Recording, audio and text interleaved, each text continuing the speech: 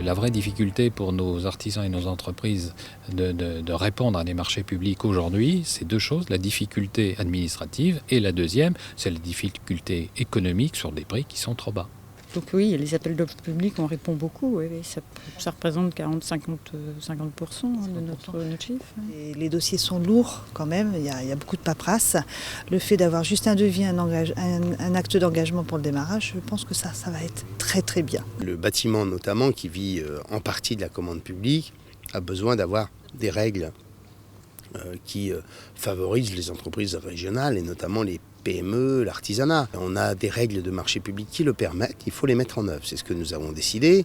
Alors à la fois c'est la simplification de l'accès au marché, très important, faire en sorte qu'on ne soit plus dans la paperasse, que la complexité soit gérée par l'administration et non pas par l'entreprise. La deuxième chose, c'est l'allotissement général, c'est-à-dire maintenant c'est des petits lots, et non pas des lots, un seul et unique lot, qui favorise forcément les grandes entreprises.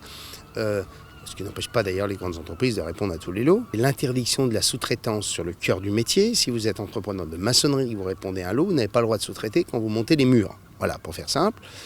Troisième élément, c'est la lutte contre les travailleurs détachés. C'est à la fois cette règle sur la sous-traitance, et puis vous y mettez une clause d'insertion, l'alternance, démontrer qu'on fait de l'apprentissage ou qu'on fait une formation par alternance.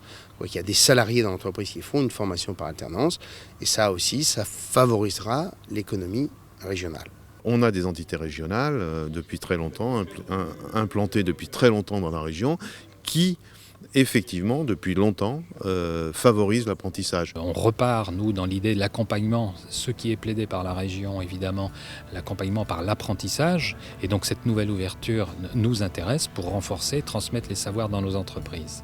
Pour être sexy, le marché public, et pour s'ouvrir aux petites entreprises, doit les accompagner aussi sur le portage de trésorerie.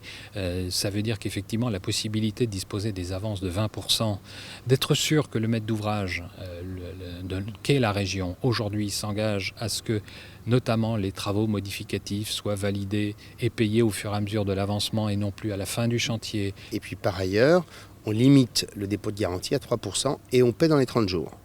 Je pense que ça va là aussi améliorer la situation.